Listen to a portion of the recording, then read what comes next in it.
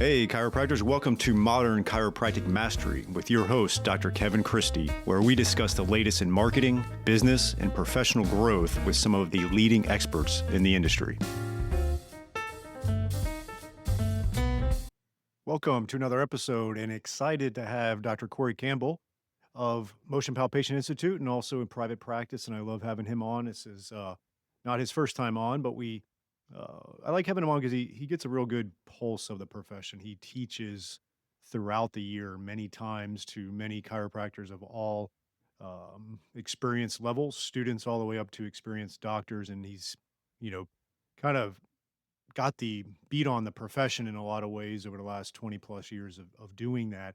And so we dive in today on something that he coined and it's become kind of a motto for MPI, and that is grit, grace, and gratitude, and what that means in practice and how that is applicable to your everyday life as a chiropractor, because it's not easy. It's not easy clinically, and it's definitely not easy dealing with the ups and downs of business or the ups and downs of a potential patient's emotional state on what they're dealing with, right? And so we have a lot on our plate, and you can navigate this, and there are many chiropractors that have, and you can get even better at it. And so we dive into what that means to him, what that means as a chiropractor, and then we dive into some sidebar conversations about things in the profession.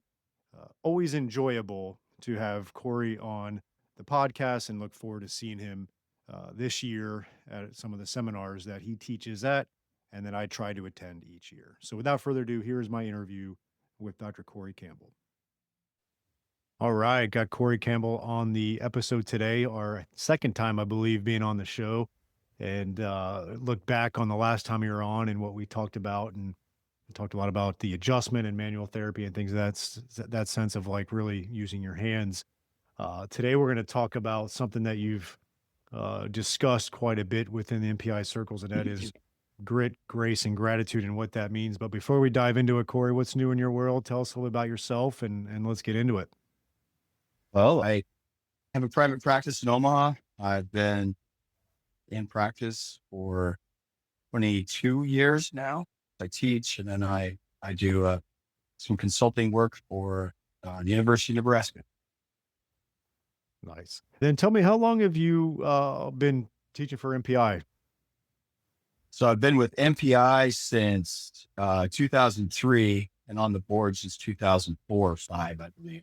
Nice. And then when did you come up with this grit, grace, and gratitude idea, and some of the impetus behind that? And let's dive into it a little bit and why you think it applies to us as chiropractors. You know, I'm not even sure when I started using it. I did it in a class in San Jose once. I was big into listening to Brendan Burchard, and he was always putting words together, and is always in groups of 3, and it always had the same starting consonants and the thing. And I was just writing some stuff for my intro and for my exit talk. And I came up with that because I kind of, I was thinking about, what it takes to get through a day and a week and a month and a year as a chiropractor. And those were kind of the 3 words that just kind of coming up, as far as like in my head. And so, it's kind of taken on a life of its own. And I say it every time I do something now, when I finish up my classes, and it's kind of stuck. And it's something that, I've broken it down a few times, so that people kind of understand where it comes from. And it's catchy. And I think it kind of encapsulates, a typical day for a chiropractor if you're trying to be, like you say, like a thriving chiropractor. So I think it just kind of encapsulates a lot of stuff that you need.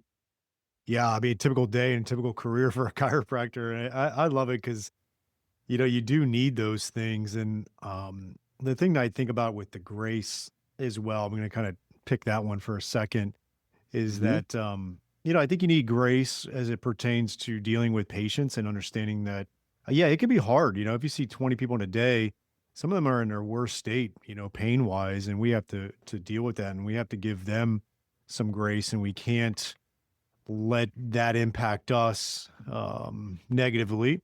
I think we have to give ourselves some grace that we're going to have some tough days and bad days or challenges. And I love that word because I think it applies to a lot of different facets of what we do. Would you agree to that?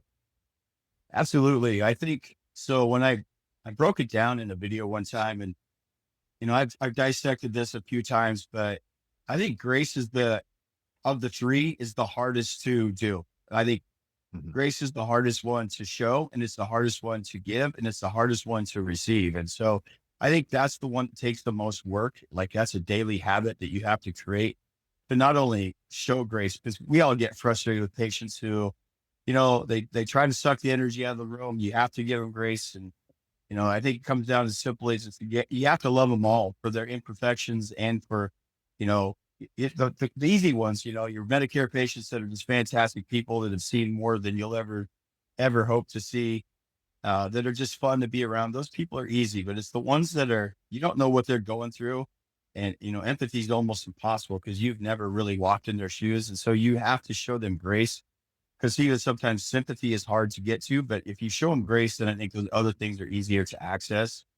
Um, and I just, you have to love your patients, and you have to, even if they frustrate you, you have to give us some grace, and because you don't know where exactly they're coming from, Mm. um, in a given day or in a year or even a lifetime. And so, I think grace is the hardest one. And I definitely agree with you. Like giving ourselves grace is even hard, like showing grace to ourselves and giving ourselves a little bit of grace at the end of the day after a tough day or frustrating day or a day that just seems like everything's crashing down on you and you're overwhelmed. Like you have to give yourself some grace. And that's the hardest thing to do because, we're pretty hard on ourselves. We strive and we work really hard to do the best we can and to do the best that, we can for our patient, to do our best.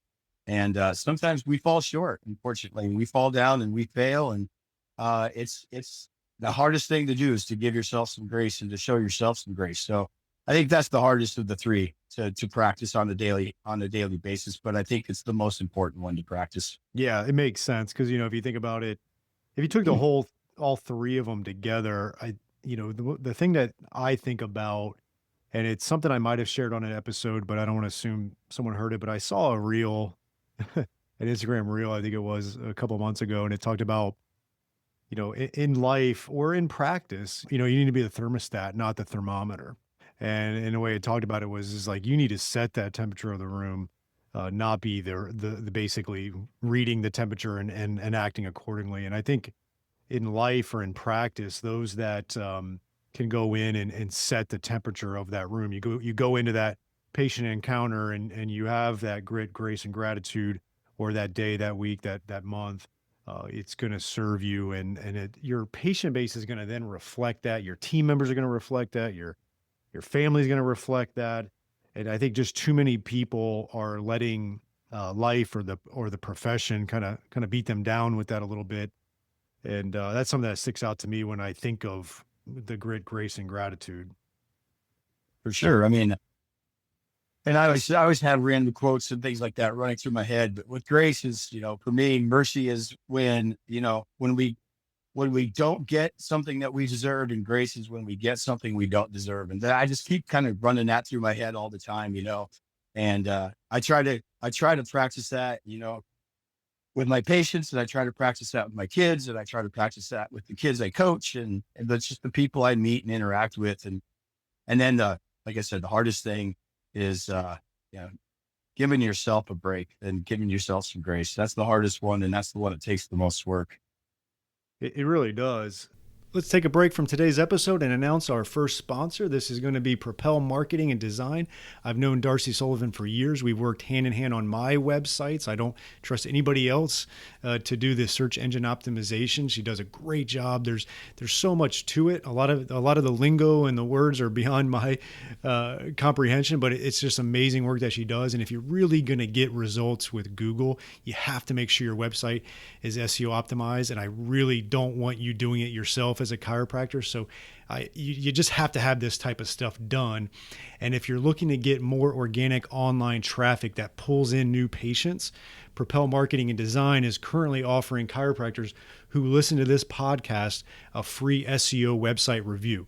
The free review will help you uncover methods that will improve your website and boost your search engine visibility.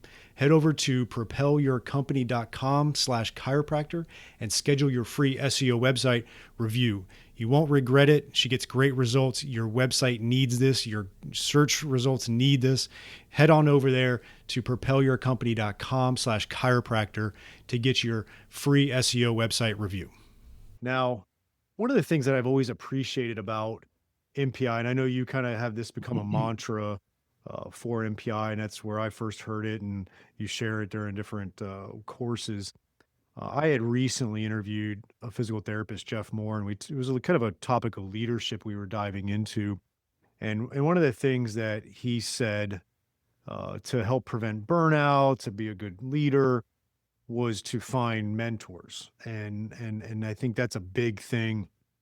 And one of the things I actually reference MBI in that episode, but the thing that it always stood out to me was the culture that MPI has built of chiropractors, and then those particular chiropractors going out in the field and in their own practice, and bringing that culture to their own practice in their own town and their own family. Uh, would you say that this has become kind of a mantra that has helped? Obviously MPI has had that culture before that, but has this helped kind of solidify that and give people some perspective when building their culture for their own practice? Yeah, I mean, I think it's something that, the grit, the grace, the gratitude part is just part of the overall kind of humble and yet driven group of people that MPI seems to attract and that we try to foster. And we really honestly want to make a community, a tribe of high achievers they don't necessarily have to be high achievers, but they have to strive to be high achievers. And it just seems like that's the group that we have. And so Mhm. I think that's kind of the overall mantra of just the MPI. And, these three words maybe just kind of help keep it grounded and kind of give us a home base whenever we think we're smarter or better or whatever than anybody else. But honestly, we are trying to create a tribe of and a community of um, really good chiropractors that are clinically good, but are also good people and good characters, and have this competitive edge to them, but do it in a way that's ultimately as a servant and as a servant leader, and that you're never going to be perfect, and that you have a group of people that you can lean on and you can go back to. And so I think it just kind of keeps us grounded and kind of keeps us humble. It keeps us knowing, that we're here to serve and we're here to help people as much as possible, including the young docs and the older docs that are out there that are constantly learning and constantly growing and constantly getting better, and, leaving the profession hopefully in a little better place than where they found it. Yeah, and you kind of brought up a couple of things there I want to expound on a little bit. The new doc, the old doc. I think both of them find themselves, and even let's call it the middle-aged doc, like myself. Well, that's Um, me. ah, maybe it's me. Just Oh, kidding. no. Definitely. I, s- I showed no grace right there. I showed no grace. Yeah, if you can't laugh at uh, yourself, you can, you laugh. but I think they find themselves on an island, and a lot of people always, it's nice to have ideas and thoughts and mantras, but people want strategies. And I think that comes back to what you mentioned about having that group of people. And that goes back to what Jeff Moore was talking about with the mentorship and group of mentors. You have to have that. And that is one of the key strategies. I'm sure there's other ones, right? Like you could put this on your wall, you could meditate, you could exercise, eat healthy. There's a lot of things that can help you maintain that level of grit. Because if you get burned out and just exhausted and you have no strategies around that, you're not going to have grit, and you're probably not going to have grace, and you're probably not going to have gratitude. So like you, it's one thing to say it, but I think one of the things that is a key cog in this whole thing is finding those mentors, finding that group that can help you go through this together. So it's not, you don't feel like it's just you. Cause a lot of your family members, they don't get it. It's not, no fault of their own. They just don't get it. Maybe they're not entrepreneurs. Maybe they're not practice owners, but they're definitely, a lot of them are chiropractors. And so it's hard to relate to that. And so you got to have that tribe that you mentioned to do that. Has that been one of the key strategies for you to maintain this? And And maybe any other strategies you've had to try to really live by this? Well, no, I think, obviously I haven't. I think we all have a routine. I have a set of routines that I go through, every day, every morning, have a set things that I do. But, I think I don't remember who I was listening to. It might even been like an infomercial in between a podcast I was listening to. And Tony Robbins even says it, if you really want to level up, and everybody says it, if you really want to level up and hold yourself accountable, you have to have a mentor. You have to have somebody that one, going to hold you accountable, and two, you can learn from. And he talks about mentorship and modeling. And, you model yourself after somebody, but you don't become them. You have to be your own person. You have to find your own way, but it does have, in order for you to level up, to go to that next level, you have to have some mentorship. Like, you can't do it on your own. You can read books, yes, and you can listen to things, and you can put those practices into work, but you also have to have somebody that probably came up with those practices that you can lean on, or somebody that's gone it through it, that's done it. And so, you know, for me, Mark King has always been one of my biggest mentors. He's a life coach. He's a clinical mentor. He's, just everything. He kind of understands it because he's been through it. Mhm. He's done, everything in the profession. And, you have to have people like that. I'm not saying you have to have Mark King as a mentor, but you have to have somebody that has gone through things that you haven't gone through, or maybe you have gone through, but they've handled it in a different way. And so that for you to take the next step up, for you to level up in anything, whether it's clinical practice, whether it's knowledge, whether it's clinical skill, whether it's being a better person, you have to have some Yeah. sort of mentor. And I think the MPI community prides itself on, once you take a class, you're kind of in that group, you're part of the tribe. And so you've proven otherwise to not be in that tribe, or you fall out and you do your own thing, which is fine. We just wish each other luck and go on. Not everybody's course is your course, but you have to have mentors that have gone down the path and have walked some of the journey and can help you get to where you want to go. Yeah, you guys surprisingly haven't kicked me out of the tribe yet. No, no. Not yet. But no, it's true. And I think, you want to look at it from maybe a few different perspectives too. You really want to have that clinical. I think a lot of people get disenfranchised clinically early on, and that's not good. And I think it's natural. It's hard early on. It's hard Hmm. 20 years in, but it's real hard early on, and you almost doubt yourself because, or am I getting the clinical results? Do I know? And you got to stick with that. And so you got to have that clinical tribe. And then ultimately, if you're going to go down the path of ownership or partnership in a practice, you probably need some people to rely on a practice growth standpoint, or just business and marketing and all the different things that it takes. Because that's the hard part of what we do is we wear many hats, and it's tricky to do that. And so you gotta find those people that are going to help you out, and sometimes just be a shoulder to cry on as well, right?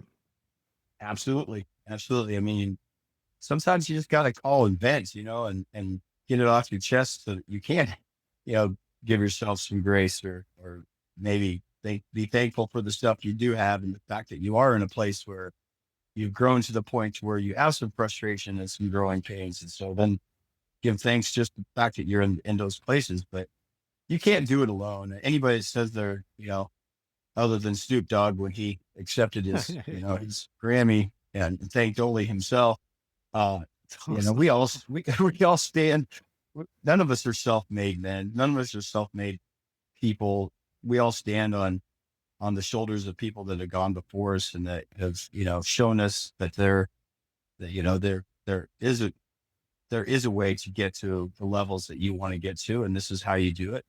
You know, they've been through the tough times too. And so that's part of the community. That's why MPI is so, I think, such an important piece of, obviously it's a huge part of what I do. And I just try to bring some of that back and hopefully give back to the kids and the people that take my classes and take our classes, and hope we keep building that tribe. Because honestly, we do believe that, this isn't being arrogant, but we do believe that we have some of the highest level achievers, some of the higher achievers in the profession.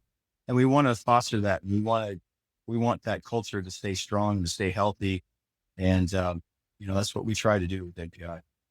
Yeah, and that's been like the secret sauce is the culture you guys have built to where it's just remarkable when I go to different seminars. I try to do at least one MPI a year, and you go and you got students, you got DCs, and everybody's pretty functioning at a pretty high level, which is pretty cool. And I think I recently had Gino Wickman on my podcast, and we were talking about the 10 principles out of his book Shine, and one of the key overlying concepts is that you can have maximum impact and have inner peace, right? So a lot of people think that's a inverse relationship, but he's Right. there to kind of say you can. And I always looked at you as someone that has done a lot to maximize impact and has a level of inner peace as much as someone can. But what are some of the things you've done to do that? I'll kind of, I don't want to pigeonhole you here, but one of the things I've always appreciated about you is you're a family man, and you haven't let business beat you down to where you've put priorities in places they shouldn't have been. And you've put priorities on family. Has that been kind of where like your gratitude with your family and all that is that helped with inner peace as it relates to practice, vice versa? Is there even a connection there? What are some of your thoughts on that? That's a great question. So again, like success without fulfillment is kind of the ultimate failure, right? I think that might be a Tony Robbins quote as well. And, I've always, I don't know, I guess it's just, I came to a point in my life where I had to make some choices about, you know, do I keep grinding like this? Do I teach as much as I do? Do I put in the hours that I'm putting in all these other places or do I start pouring into some other buckets that I really like, that I enjoy, that aren't going to give me financial dividends? They're not going to give me any of that, but that, at the end of the day, um, am I happy with who I see in the mirror, and can I rest well? And so I made that decision I love coaching, like youth kids, it's my passion, and my own kids. And it just, it's something that just lights me up. Um, and to be able to find a balance to be able to do that and still strive clinically. And this profession can afford you to do that. And as long as you understand scheduling and you understand, you know, how to recharge here and there and how to also have some grit and have to grind certain things out, you have to get up early in the morning. I have to. I have Mm. to get these things done before I start my day. I just have to do those. And if I do those, then I have this sense of clarity about what I can do with the rest of my day or the rest of my week. I can go teach, on a weekend, and then the next weekend I can go coach a Nebraska national girls wrestling team, and just both things give me joy. Mhm. But I have to say no to something in order to say yes to another. And once I realized that there are certain things that allow me to look at myself in the mirror and to allow me to rest my head at night and be okay with myself, that I just have to do it. Otherwise, I'm not pouring into any buckets, but I'm taking water out of them. I'm, I'm basically withdrawing things instead of putting things in, and I'm not doing any deposits. I'm just doing withdrawals. And once I realized that I have to, deposit into different buckets and prioritize my time, and the power of no, we've all heard that, being able to say no to some things, being able to back off, like it's amazing because it doesn't really, like, your patient numbers don't change. They actually get better because people are somewhere, like, you have an energy about you that people are drawn to, or opportunities show up that you would have never thought would show up, like the working with the university, um, and just the other things that I've been asked to do, because I realized that I needed to pour into other buckets, things that weren't going to give me, financial, they weren't going to produce financially. They weren't going to give me a huge return on investment, but the return on investment is something that you can't measure. And Mhm. once I realized that and made that switch, um, things have been so much, I'm just, I just have more fulfillment. I Yeah. feel more fulfilled than I did when I was just chasing certain, bars of success, certain Mhm. levels of success, whatever that definition is. Let's take a short break for one of our great sponsors, TrackStat. It is a new type of software plugin for your EHR that combines patient communication, marketing, automation, and statistics with patient and employee tracking. Built by chiropractors for chiropractors, it shows your team what to focus on each day. See patient visit habits, missing information, unpaid bills, insurance collection visit average, and more. Great visibility of data so you can focus on filling your office with your best patients. When you can see what your staff and patients are doing or not doing and take action accordingly, your profits naturally grow. Take TrackStat for a test drive in your office with our free trial. Not a techie, no problem, we can help. To get started on your free trial, visit trackstat.org and watch the demo. That is trackstat.org. So I know that, like you mentioned, teaching. I know MPI gives you a private jet to fly around and all the Yeah. luxuries Yeah. of that. So aside from all the money, what what do you get out of, teaching? Like, what is that for you that you get? Because you obviously teach a lot, and it's been a big part of your career. What has that done for you? Lots. I mean, I'm a farm and ranch kid from Western Nebraska. I was raised around cattle and wheat and dirt and alfalfa and things like that. Um, it's given me, I've gotten to see parts of the world I never thought I'd ever go to, Sweden and the Czech Republic and the UK and Switzerland and Sweden and Chile and, all these cool places. It gives me that, but it also, like, I get to meet so many cool people, so many people that they're hungry. Maybe they've been misinformed by some things. And just to be able to see the lights go on and to see that switch flip in people, like that gives me tremendous satisfaction. Like I just love it when people get it. Like all of a sudden they're like, Yeah. oh, this makes sense. Or, those are the things that I like. And it forces me to take really complicated stuff and to make it as simple as possible so that I could coach it and teach it to people who have never heard it before. And that, you know, selfishly, that makes me a better doctor because I can now explain things to Mary, who's never, been to a chiropractor before, that she can understand because I've had to break it down into pieces and parts, and I've had to reverse engineer things, and I've had to go back through and be like, okay, it's great that we have all this information, but what can I do it? How do I apply it? And then how can I teach it to somebody? I always kind of go back to, I coach youth wrestling and youth football here in Gretna, where I live. And to take something that's actually very fundamental, but to break it down so that an 8-year-old can understand it is very difficult. But once you understand it, you can break it down into pieces and parts that they can digest and they can pick up on quickly. That to me, like once that light switch goes on and once that switch is flipped and you can see it in their eyes, that's just tremendously satisfying. And that's what I get out of teaching. I love being able to break things down so that people can understand it, they can use it, they can apply it, and then they can realize that, this is just the foundation that you put the trampoline on. And if you keep working the foundation, you keep learning the basic fundamental things, you'll be doing backflips before you know it. And that's to me, it's just that's the challenge. But that's what I love the most is the challenge of being able to explain things to people and to have them get it and to have that light switch go on. To me, that's extremely satisfying. Let's take a short break from today's episode to tell you about the best decision I've made in my clinic in the last 10 years, and that has been adding shockwave therapy to our clinic. The outcomes have been really impressive. Certain conditions we were struggling with in the past, we're now seeing results with the shockwave therapy for that. And second of all, the ROI has been really good. When you make a big investment in something, you want to see a return, and we're seeing that return in clinical outcomes and in our investment, and that's been really nice to see.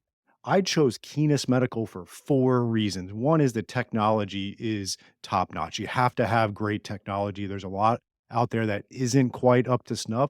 The second thing is they have a really good clinical training. They have an exclusive partnership with Academy of Shockwave Excellence so that you can become clinically proficient in shockwave, you do need to get skilled at it. I think that's a big differentiator between practices that are getting great results and seeing the ROI is they have a great clinical aspect to that as well. So you want to get trained appropriately.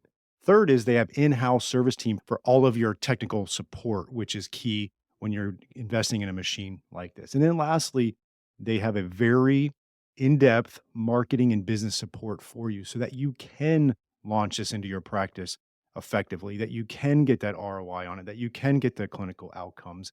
And they also have really good financing options if you need that.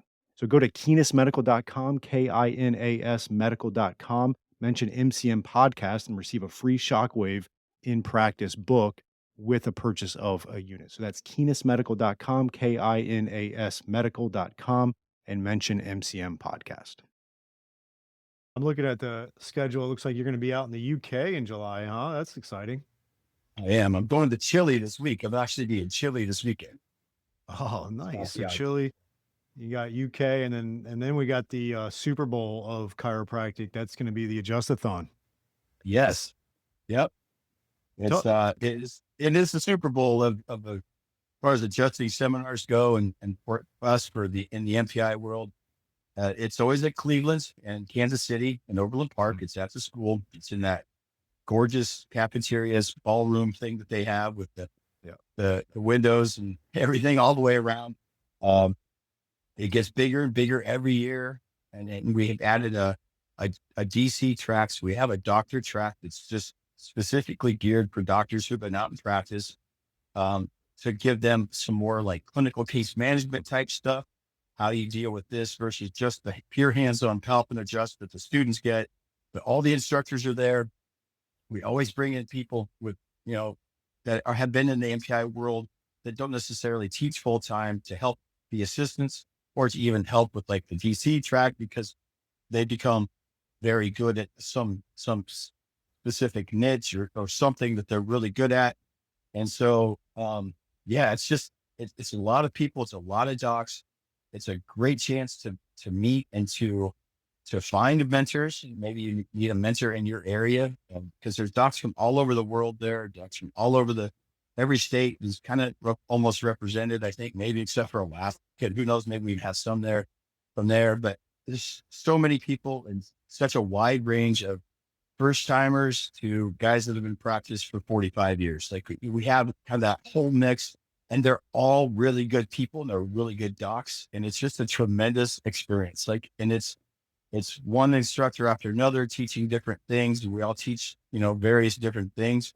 And then we get to go teach to the docs in a separate setting so that they're not around all 250 students. They get to be in a smaller, more intimate setting so they can really get their hands on and learn some things. It's just like, Brett and I have said for years, it's the Super Bowl of for our class, for our group. It's the Super Bowl of adjusting. And we're very proud of what it's become. Yeah, it's amazing. In my 20 years of doing MPI seminars, last year was the first Adjustathon I had been to, shockingly, and it was awesome. And yeah, and I like how you got the student track, the DC track, and rotate, and I got a lot of good feedback from the DCs. Obviously, the students love it, and you get a lot of the MPI folks there. Obviously, Brett is there. You got Lindsay Muma there, Erica Menerick's there.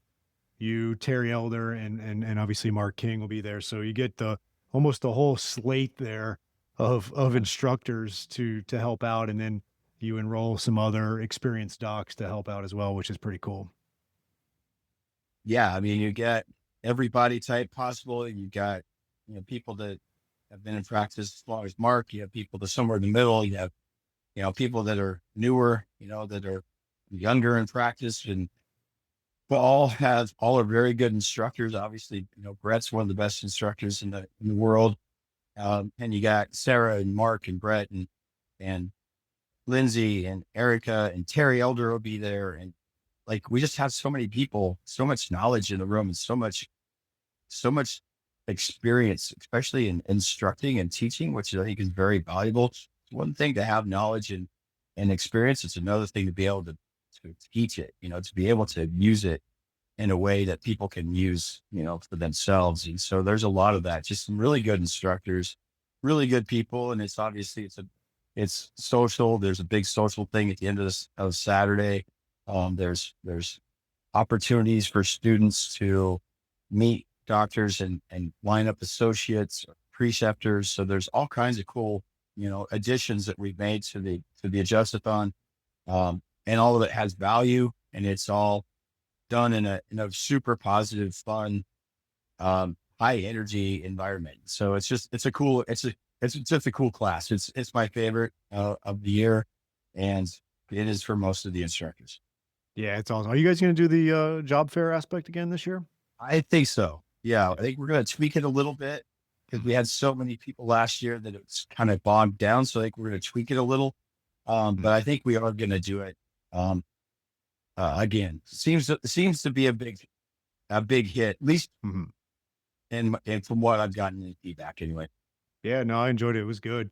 And, yeah, that is September 27th and 28th in Kansas City, like you mentioned. And so, Yep. those listening, you can go to motionpalpation.org and check out the seminars and do that. I just highly recommend it. I think, the more and more that I work with chiropractors from different aspects of things and see the ones that are thriving, it's really this combination of being just great with your hands, be it palpation, adjusting, maybe it's soft tissue, but that's like the core product. You got to be good at that.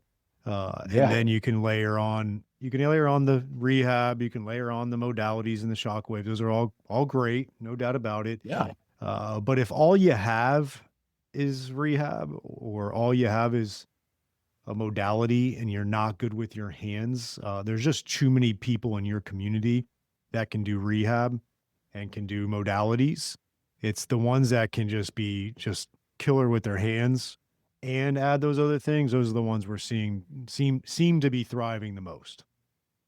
I'm so glad you said that because that's something that, you know, I think sometimes I just take for granted because I'm around those people so much. Mhm. The Bretts and the Mark Kings of the world that it is amazing to me. Um, like you said, there's so many people out there that just want to be great at, this technique or this, whatever seminar they went to that cost thousands of dollars. They're just going to focus on that, but not be good with your hands. It's just, to me, it just baffles me. Like how the people come to you because you are unique and because you provide a service that nobody else in your community can provide, and maybe in the world that can provide that kind of service. And it's not about the letters and all the fancy things that and all this knowledge that you have floating around your head, and you can do this exercise better than somebody. It's how you deliver with your hands. Like that's Mhm. being good with your hands and being skilled with your hands, and then having the clinical decision making in your head to be able to get that, across the patients, and then have the heart and some compassion and some grit to get through a day. Like you know, that's what makes great clinicians great. But you have to be good with your hands. It's a skill that is unlike any other. It's one that, I can constantly sharpen the sword on because I'm never gonna be perfect, but I'm always gonna work to get better. It's such a cool skill that nobody else can provide. It makes you indispensable. It makes you unique. It makes you sought after. And then, like you said, you can add all those other things on as you go. And you can be an absolute force to be reckoned with clinically, and you can be marketable, and you don't have to spend a lot of marketing dollars because nobody else is doing what you're doing. It just builds on itself. But you're right. You have to be good with your hands. It just baffles me that people think they can take a class and think they know it, and they're good, like, or they take this, one one technique, and that's all you need. Like it's not it. It's but I'm so glad you brought that up because you have to be good with your hands. Well, you demoed a CT junction move on me last year at Justathon, and I wouldn't go to Nebraska for many reasons, but I would fly to get that adjustment. And The College World Series, huh? yeah, I'll go there for the College World Series, a steak, and your adjustment. Uh, but yeah, it just makes a That- difference. And when you experience that, you then realize why someone would obviously come to your practice. So it's good stuff. Well, CC, this has been great, man. Looking forward to seeing you somewhere this year. I'm sure we will. And thanks for sharing your grit, grace, and gratitude to our profession It doesn't go unnoticed, and it's something that I've always admired, and you've been a mentor to me, so I appreciate that. Well, likewise. I've learned a ton from you too, Kevin. So I appreciate it. And thanks for having me here, man. It's been fun. I hope you enjoyed this week's episode. And if you want to make the shift from busy, broke, and broken to time-free and cash confident, or you just want to continue with the exponential growth, check us out at modernchiropracticmarketing.com. Look at the MCM Mastery tab, watch the short video on there, and check out what we are doing now for evidence-informed chiropractors. We are equal parts coaching and marketing done for you. Yes, you shoot some videos, we help you with campaign strategies and ideas and really become a thought leader in your community. You shoot those videos, you send them to us, we produce, edit, and brand them to you. Then we distribute them through all of your channels. We also take them and we turn it into one good blog per month. And every other month, we have Darcy Sullivan producing a robust blog with a topic that you pick from her database to help with your SEO. So we essentially become your content marketing agency to make sure your practice is always having ethical, elegant content marketing to help grow your practice. On the coaching side, we also help you with everything from marketing ideas to business, communications, finances, anything practice growth, and really try to help prevent you from being stuck on that island. And we hold you accountable. We have a great group of doctors that are just doing amazing things, and we look forward to help you out to take that next step in your practice. So again, check us out at modernchiropracticmarketing.com and learn more.